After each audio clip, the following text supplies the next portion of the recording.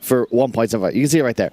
It's so good with Slark, and it answers a lot of what you might have been concerned about because, you know, let's say Slark gets caught in an Aghanim Static Storm.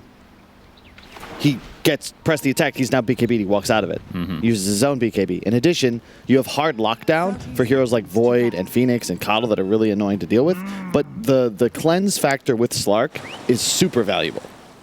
Yeah, it's not exactly the same, but kind of similar to having like an Omni Knight, right? Except in this case, it's an offlane. Obviously, Omni Knight doesn't give you the actual dispel anymore, or not the dispel, the BKB aspect, but similar idea. But it is an offlane LC, which I'm going to try not to go off on my tangents here, but the hero's literally picked for press the attack. That just bothers me for some reason.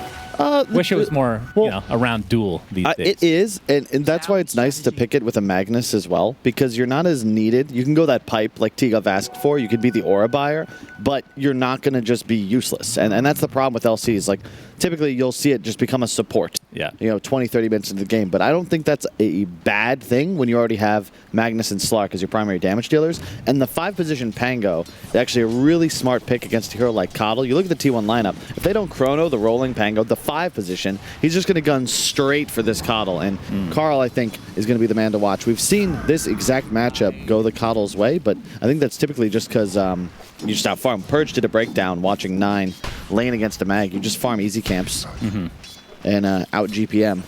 Yeah, it just feels like both heroes pretty much farm away. They're not going to really kill each other necessarily unless somebody makes a huge misstep. But, all right, what are your thoughts on Coddle as a mid-hero like in this patch? Obviously, just farms the crap out of the map as a whole, but it's not the most typical mid. It doesn't have a lot of mobility. It is fast on his camel. I think it is very telling of the change in the way that professional players understand Dota, how they draft and what they prioritize. Right now, the ability to push waves and farm the map efficiently is huge. You know, we've had a lot more emphasis on like the macro element of Dota 2. So, end of the day, Coddle is going to farm a hell of a lot faster than almost any other hero. You can reduce cooldowns on your allies, which is going to be good conceptually because no other hero can replicate this. And find a way to make that work in your draft, right? The high damage helps. The fact that 3 nulls mean you immediately kill a creep wave from 100 to 0 is pretty nice. Okay, tell me this thing, because this is the one thing I don't fully understand yet. When you pick Coddle, what makes you want to play at 1 as opposed to a 3 or even a 4, which still get a lot of farm in these games, right? I think it's kind of complicated if you don't actually hear the team comms. It'll come down to who prefers it in a lot of ways, but it's also about crafting a lineup around it. So in this game, you have Tide and Void. You want this Coddle to be mid because he's going to provide a ton of damage throughout these big teamfight controlling spells. You already have the catch, right? You need a hero that actually shoves waves because neither Void nor Tide have a ton of lane shove. Tide would prefer to just kind of chill by the Ancients. Void really slow until he comes online. Okay. And yeah, so kind of like, it's almost like a Lina type, right? Just shove the waves early on, has burst damage, but a little bit different gameplay. Obviously gives you a lot different team fight in the mid game if you go for like an Aghanim Scepter or something like that, but we'll see what happens. That's the thing, you can kind of buy whatever you want, right? But end of the day, it's just lane shove and global mobility. Like Coddle pops ult, blasts one wave, TPs next to bottom, and now he's in a team fight, but your top lane is 100% pushed into tower. It's just really nice to have. So what constitutes a Dagon game? Because earlier in the tournament, we're seeing everybody do that, and lately, not so much. Situational. The game that 9 revealed the mid Coddle, if I recall correctly, he was like massively ahead. So, you know, do you remember the days when 4-position Furion or mid Furion would go no boots into Rush Dagon? Is that when he goes into the jungle and just cliff jungles? Is that what they call it? The good old days, as they put it? Yeah, yeah, that was classic. Legion's one of those heroes as well, of course. Really, really do miss those days. Big fan of the build here on Whisper. I've been standing the press the attack for years. A lot of people are still putting too many points in overwhelming odds. The move speed does not increase based on extra levels. You just want a point at some point. But press the attack means you trade incredibly well, and Void can't really do much because time dilation removed. Right. Yeah, that's definitely a big deal for sure. Right, so this is, of course, if you're just joining us, the lower bracket, T1 versus Beast Coast best of 3. Winner of this will face off PSG LGD, which obviously playing with Zhao 8 as their mid, but it's not like he's played poorly, but obviously just doesn't feel like the same team that we're used to seeing. Is Whisper and company looking towards Whitemon here. Could be enough damage. Indeed it is with that Scatter Blast. Whisper actually gets credit for that one. It's huge. So first blood for Beast Coast. A lot of damage. Yeah, we'll see what... interested to see how Carl plays, because normally we just see them go into the jungle. It's almost like a mimic mid with Magnus doing essentially the same thing, right? And this is the difference. Like when 9 did this, he had like uncontested jungle for 7 or 8 minutes. In this game, Schofield, he knows what's up. He knows the way this game is played. He already places the ward, and he's going to at least steal XP off these stacks, likely try to contest them. Yep, doing a decent job of that so far. Of course, this does take away a little bit from the top lane. The question is, I guess Legion is perfectly fine soloing against a Faceless Void type, although Whitemon's in the vicinity as well. So we'll see how this matchup ends up working out, but it's all about that farm on that Keeper of the Light for sure. Yeah, but all that XP was shared with the Snapfire, and Chris Luck's doing a good job just ensuring he gets max farm as well, cutting the wave, pushing, doing what he can to apply pressure whenever Carl moves into the jungle. Oh, we're going to see the skewer into the RP with Schofield on the sideline. They don't have that much damage, but a lot of lockdown. Schofield taking most of the damage, in fact, is Carl turning it around with the help of Mr. Zephyr. And that means the Snapfire does take a fall. They actually used a lot of spells, and Carl's still really healthy. Yeah. Surprisingly tanky. That's the triple null factor, right? It is primarily for your spell amp, but still nice strength addition. Yeah, for Chris Luck, I mean, obviously we've seen Empower used to help the Magnus farm the jungle. It's going to help Slark farm the Ancients at some point in the game as well. Interested to see, it's not that important, but the 10 talent was changed, the 10-second Empower duration, and I think Empower was nerfed as well to make up for it, but... Yeah, well, what's funny is it's actually a buff to Empower if you take the talent. Like it's 5 seconds extra now. Yeah, it was. Overall. Well, it's 5 seconds off normally, but then you would add 10 back. So yeah. We'll see if he takes that one. Schofield getting chased a bit here by Carl, who's sick and tired of his shenanigans. One more right click will do it, and down he goes. Gets off the ward though. Yeah, the blast change, like it's just insane how much damage this ability does. Yeah. It turns Coddle into easy mode, for sure. Not quite easy mode, but you know, a 3-second channel certainly makes it easier to like hit the spell properly, right? Because it's the same timing all game. It's just the damage. That is a really nice item to grab on a Coddle. Yeah, if he continues to be this strong, I wouldn't be surprised if AUI comes out of retirement. This was his hero back in the EG days. Would just sit in the jungle as position 4, and was definitely not as good as is now.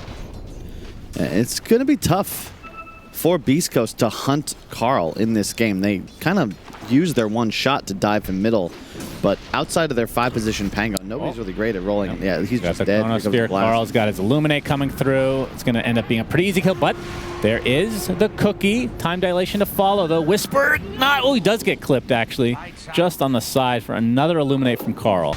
Yeah, and that's where I think Coddle Core with a hero like Void, and when Tundra did it was with Wraith King. You know, these heroes that don't farm quite so fast, they want, you know, they'll win in the late game, right? 4 or 5 items in, they're pretty much top dog, but they need that bit of damage assist in the early game and somebody to clear waves in jungle, and Carl does exactly that.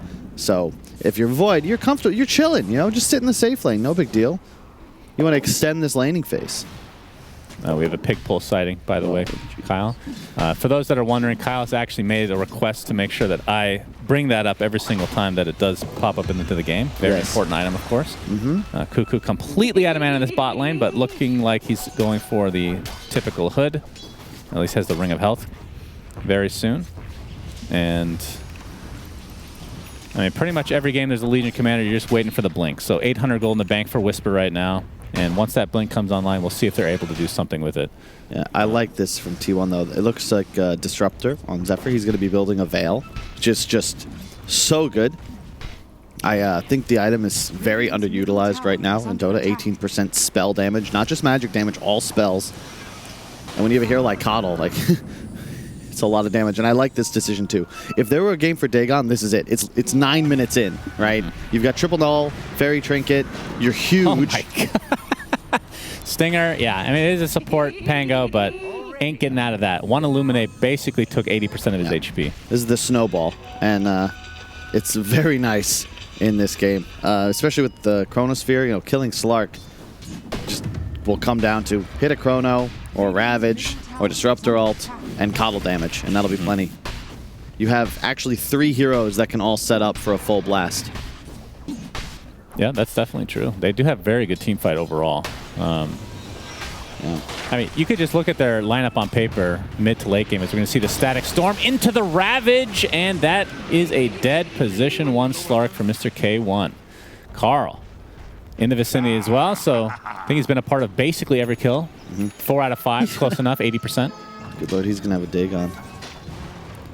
Well, it's time. You know, Beast Coast, end of the day, it's more about skirmishing and getting their Slark ahead. The trouble is their Slark is real behind at the moment.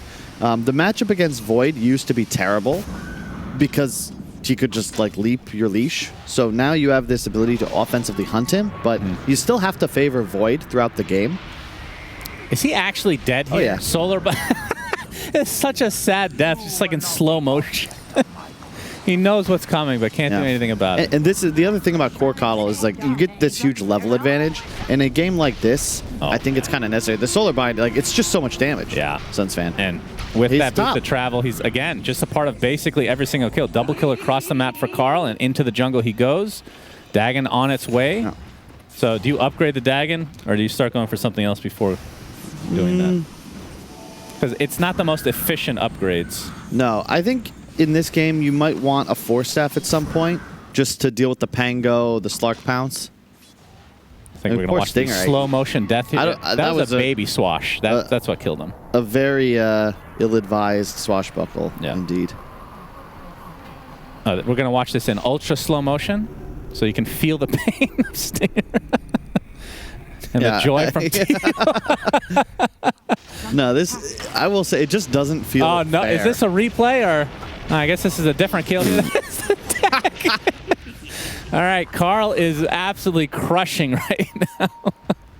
Man, it must be really fun but to play see, Coddle right and look top. We got an egg, we got a Chrono, Whisper, nice the bash. is there. Egg does pop so just in range. You can see, Okay, this would be a huge kill. Oh, RP not quite in range. Too fast. Yeah. The old man's too fast indeed. So you can see why this is a great mid-Coddle game. That was the first time Tide left his lane. Void hasn't left his lane. They're just sitting on their towers, and it's so difficult to make moves into Ravage and Chronosphere, right? And then Carl, he's free to TP. Rock mid, drop a Q, that wave's push, tower secure. He can go jungle. If any action happens in a side lane, he TPs in to Blast and Dagon. So T1, they're just chilling. Like, this laning phase, we're approaching 15 minutes, and we're still in the laning phase. Yeah. That is not the kind of game that Beast Coast want to play. Oh, Lord. This does not feel like Dota, I'm not going to lie. This, I feel like Coddle can be picked mid every game. Situational. What do you think enables it specifically, like from the other side of the lineup, from Beast Coast? Like, why did it make it a good mid specifically? Magnus can't really pressure the hero. You're trying to do what Coddle does. Coddle just does it a lot better. Yeah. And both Slark and LC require items to be able to initiate. I mean, Crystalk is farming great, but it's a 2,500 gold discrepancy right now. As you can see the glimpse, but they get the skewer off into the duel. That's going to be the first victory of the game for Whisper. And Stinger, I believe that is the first Rolling Thunder of the game as well. 23 Savage comes to play as well. No Chronosphere, though, for another 70 seconds. Carl getting caught a little bit by Stinger, but Stinger, I should say, is all by his lonesome. The Solar Bind there. Not able to connect on the Illuminate, but looks like this is going to be yet another slow death for Stinger. Yeah. A bit of an over-rotation, to be honest, from T1, but don't think they mind. You can see that right there. Beast Coast, Pango level 6 was actually their critical timing. And unfortunately, when the laning phase takes this long, there's just no real way for him to pick up extra XP, so we needed Tome to even get close. Yeah.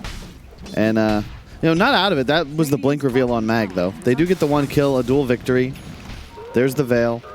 Do you think this is a game, this is going to sound like a weird question, but since we did talk about Legion already, is dual damage important in this game?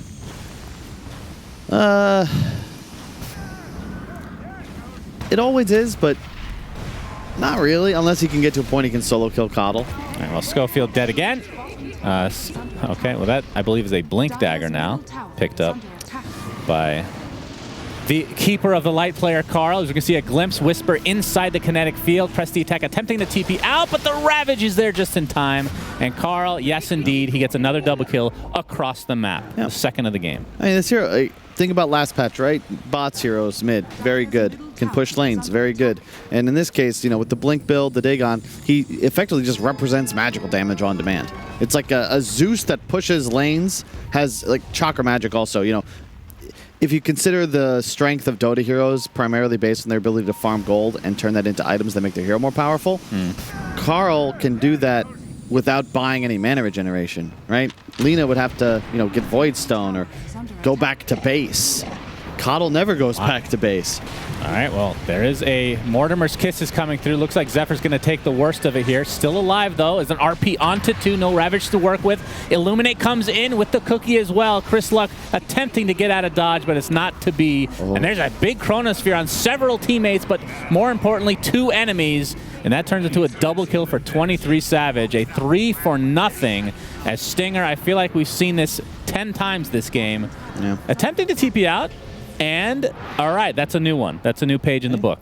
And I go back into the draft. Gotta say, you know, Effie Dota the Prophet. Second pick's better, but first pick can just take Coddle. Yeah. Well, I'm guessing Clinks was one of the bans. I didn't get to see the earlier portion of the draft, but these 2 heroes just seem to be on another level. Yeah. For the most part, depending on the game state to some degree, but. Yep, Carl is actually going for the upgrade of Dagon. So Dagon number 2 online. This, I believe, is still the most expensive item in the entire game. The old Abyssal, I think, had its time in the sun for a little bit, but no more. I mean, he's rocking 14% spell amplification. I mean, how much the Null Talisman, the fact that it does that, and you can clear an entire wave, makes this like really, really good. I think we talked about this last cast. It's just the best of the 3 build-up items. Coming in. No, that's going to be a Phoenix kill. That's a nice pickup for beastcoast. Second dual victory of the game. 20 damage to boot. Stinger gets the Rolling Thunder off. Looking for something. All right, gets the shield crash with that slow. Something we have yet to talk about. Okay, Static Storm is there for Zephyr. Glimpse back. Not going to save his life, so it's a 2 for nothing in beastcoast's favor. They've expended quite a few spells here, and Carl is still in the vicinity. Chris Luck. Oh my God. All right, the burst damage just out of control for Carl. And he is super fast as well. K1 on the sidelines with that Shadow Dance, trying to apply all the pressure to Carl that he can. Actually gets the pounce off for a moment. Stinger still taking some damage, but looks like he'll walk it off. In the meantime, 23 Savage starting to clean up here. 2 dead for Beast Coast. Will be 3 very shortly as Stinger takes the fall. He is legitimately playing these team fights like he's Gandalf with impenetrable plot armor. Like, just running throughout the engagement. Bear in mind, like, Beast Coast aren't out of this. The one thing about, like, he's so squishy, he will die. Yeah. The trouble is, like, Coddle, he gets you to this point. He wins you this early to mid-game portion, extends the laning phase, etc., etc. But yeah, 23 Savage, it's this guy that will actually take the reins at some point. Problem with Beast Coast is, like, when you fall behind like this, it feels like you're stuck farming waves the entire game because Coddle is more than capable of shoving 2 waves at all times. And it's hard for you to make moves. It's hard for you to find the Coddle when he's just everywhere on the map. Dagon 3 now online. And no, you're exactly right. Like, it's a 4K net worth lead just for Coddle alone, as Chris Luck's going to get glimpsed back into the river. Chronosphere on top of him and the Pango. They'll take 1 for the road. Stinger still inside Rolling Thunder, attempting to TP out. Oh, the bash? Oh, no bash this time. But still 8K net worth lead for T1 at 18 minutes. This is a stomp and a half so far. But like you said, the fact that Coddle is owning, obviously it's gonna taper off a bit, but it's created so much space for 23 seconds. I mean, if you're second in net worth as a Void in a game like this, you're very happy. What is this? What is this? That's a glimpse. Oh, trying to get out, but there's the Ravage into yet another kill for Carl. 11, 0, and 7. 18 of the 21 kills he has been a part of. They're playing incredibly well. That last pick Disruptor is so clutch. You can see, you know, the one thing about Coddle, you don't have that catch factor, but every glimpse is a free kill in a game like this. You can see he's been basically all over the map here. It's a lot of fun to watch, though. Like, I'd much prefer this than, you know, some mid-sniper, right? True. Yeah, there's definitely been... is not nearly as... I mean, I'm not upset. I mean, it's only been like a week, but I'm not upset about Coddle right now. It's got to obviously use a little bit of tuning, but it is fun. You're right. Anything with burst damage is going to be fun to watch. Yeah. Probably not fun to play against, though. No. I can imagine. As we're going to see Whitemon impact move with the pig pull. Thank you, production. Beautiful. Look at that move speed in the river. If it was Slardar, he'd be speeding down the lane. My goodness. What a play by Whitemon. Thank you. MVP so far this game. Forget about the Coddle. All right, K1. Oh, Lord. Oh, not quite enough damage. He's in Shadow Dance. Nice job by Cuckoo trying to block, but it's not going to be enough. And you can see that a Rolling Thunder was used just to try to protect his cuddly little teammate. As we see the Echo Saber now picked up by Chris Luck. So Blink, Echo Saber. And that's the hilarious thing is he started off the game fine. It's just the discrepancy between him and Coddle is just not remotely close.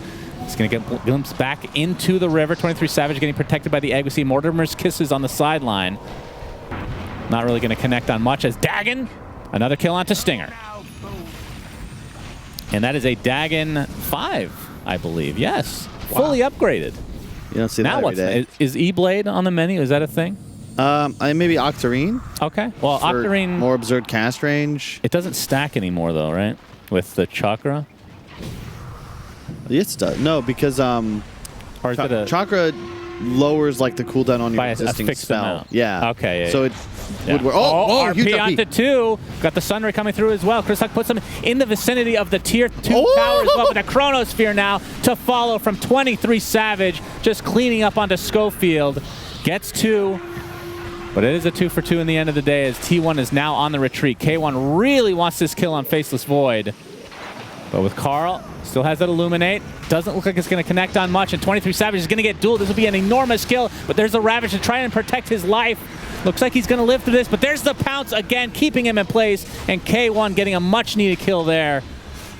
Trying to turn this back around onto Tidehunter. This is a pretty big fight for beastcoast if they can continue. But yeah, Carl is still here. Stinger lives for just a little bit longer. But Carl, again, a kill. 14-0. They can't kill Coddle. I will say, though, I can't believe he survived. I'm not quite sure he like blinked out mid-fight. A slight mistake there, though, from Carl. That blast that had come right after the duel on Void, he pre-clicked it. Like, that was only a 1-second channel. If it's full, it definitely kills the Slark. But either way, I think actually a surprisingly good fight for Beastcoast, considering T1 used all their big spells. And yeah, it's been a rough game thus far, but eventually you have BKBs. Coddle doesn't do anything to BKBs. He is level 20, though, at 22 minutes in. But, you know, end of the day, he represents just straight-up magical burst damage.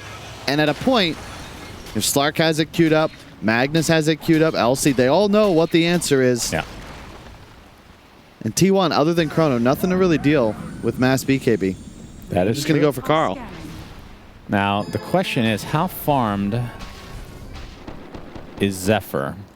Okay, looks like he is not going... Okay, I thought he might go for Aghanim Scepter this game, but he's not... I mean, he's decently farmed for a support. But Ags would be a good answer for the BKBs in the later game if you can get that off beforehand. But yeah, that's going to be a huge power spike for Beastcoast once these BKBs come online. And like you said, only answer is 23 Savage's Chronosphere, which they don't have the best... I mean, I guess with Coddle on the outside, you have enough magic damage to do whatever you want in the Chrono, along with Static Storm. So they do have really good wombo combos. Yeah.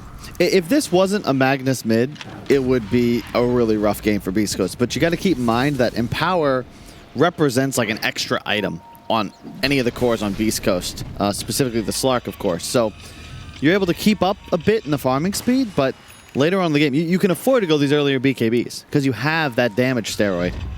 And ults are back up, and T1 looking ready to rumble. No E-Blade yet, but... Yeah, but he's definitely working. I mean, that's like 2 minutes away at this GPM. But yeah, smoke comes through. Chronosphere is up. Ravage is about to come up as well. See if they're able to get an execution here. But there's going to be a couple BKBs. Slark and Legion both now have BKBs. That is going to be very big. But the Chrono with the Sunray. Did he get the Shadow Dance off? Yeah, he did. I believe so. And now he gets the BKB off. So all these spells completely wasted for T1. Okay. They might just want to back. And, I mean, for a BKB charge, I think if you're Beast Coast, you'll take it if you can take advantage of a fight upcoming. Hector just kind of chuckling. Like, he's played, innumerable pubs. That's like his bread and butter. Like, hey, they're going to try to kill me, but I'll be faster than they are. And then giggle at them as I run away. So, yeah, counter smoke. You traded a BKB for Chrono. Oh, that is an Aghanim Scepter from afar from Mr. Snapfire. Beautifully done, and Tidehunter is taking the brunt of this damage. Well, he gets the Ravage off. He's actually surviving. Whisper has to pop the BKB and retreat. And K1 attempting to get out as well. Inside his Shadow Dance, RP to save his life. Just on the coddle, back into the fray for K1. And look at the damage now. Chris Luck and company. 23 Savage basically gets all his HP back, though. Now Chris Luck inside the kinetic field is going to get bashed down by 23 Savage. This looks so good for Beast Coast. So good. But they're going to lose 4 instead. Oh my goodness. God. How did they win that fight on T1? Like, that was the dream opportunity. I'm like, Carl's 100% dead. He just takes on the Slark and runs away. Oh, we got to see that back. But how? Yeah, that was insane. And on to Roshan they go. The Aghanim Snapfire, like, legitimately nobody saw that coming. Not even us. I'm watching the game. I am in the game. Oh, man. The gobble up initiation. That is a very powerful act, especially when it's like a reveal like that. But alas, was not enough. Now 23 Savage has an Aegis to work with. 9K net worth lead here for T1, and he's almost done with his BKB, which will help quite a bit. We'll see this. Like, there's the initiation. The sound cue so good. They get the hood off, and then I cannot believe Tide survives, though. Yeah. That's insane. Just the immediate Ravage. Okay, Whisper BKBs. I think if he maybe does that before the duel, this could go a bit better for them. Oof. The RP, and like Slark's going to turn K1. It's like, it looks so good. Yeah, a huge cookie. And then, like... It could have been salvaged if 23 Savage just took a little bit more damage there, but 2,200 damage in the fight for Carl. That's par for the course. Yeah, you can see there was like a smile. It's like, it feels so good. And once you see that cookie, you've got to feel like, okay, both these guys are dead. This is the moment. We're turning it around. Yeah. And then just blast it off the map. Now an E-Blade. Gracious. Yep, so that damage is going to get more and more crazy. But of course, they do have the BKBs. But then again, anybody that's dueled can be E-bladed. And considering Carl's positioning, he hasn't really been a duel target at all. Like, he's always in the back, but you can always save whoever the duel target is. So yeah, very good pickup for a multitude of reasons. I mean, well, this game's simplified a bit for Beast Coast. Kill Carl. Yeah. Yeah, no doubt. And he's going for an Aeon Disc next, so understands that he's not going to be invulnerable forever. 15, 0, and 11. Will he have a death this game, Kyle? What's your prediction? We'll see. I don't know anymore. Good prediction. I'm going to say yes, if you'd like to take the other. I don't actually know. I don't think so. Because he would have to make a mistake, right? I feel like as the game is going to go like another 10 minutes, probably. Yep. It just takes one RP. Yep. But we'll see. 23 Savage in the mid lane now. And he is starting to get more and more farm. He's going to see the Chronosphere on his teammate. That is Carl. He's going to get... gobbled him. Okay, nice gobble from Schofield. Gets the cookie up. Can't get to the high ground, though. So down he goes, but at least he saves his teammate. Now 23 Savage pursuing even further. Has the SNY Maelstrom. Doesn't have a ridiculous amount of damage so far, but he doesn't really need it. Double kill for Carl. Just continue to steal kills. 23 Savage would probably have an extra item if he wasn't taking all these kills from him. I love the that mechanic, like the Pudge Shard and it's just so cool. Yeah, Zephyr gets off the Static Storm, but there's the BKB, and K1 will just get out safely. The Pudge Shard, the only thing that bothers me is that it's not obvious it's happened. Like, it needs like a particle or some sort of like a sound effect or anything. Okay, Illuminate plus Dagon on a solar-bound veiled E-bladed target is a total of how much damage? I'll go with C. Not counting the E-blade? I'll go with C. E-bladed target. Okay. 3-2-2-2 is just too perfect, so I can't go with that. Chris Luck. All right, we're seeing the E-blade come into action. Okay, that was... It's I think it's B, but it could be C. see very shortly. Whisper getting chased by 23 Savage, but there's the shard that you were talking about. 23 Savage has his as well, so has the reverse time walk and the extra range on time walk itself. Yeah. That'll provide him a lot better opportunity to kind of go in and out. He's going to get bashed, though, into the pounce. All right, he's actually taking heavy damage, but back he goes. K1 already uses his ultimate. 23 Savage jumps in. Does not have Chrono, though. There's the Ravage, and Slark is just dead. The beginning of the fight. Goodness gracious. Beast Coast falling apart now. 12K net worth lead for T1. You might be right on the no coddle death after that one.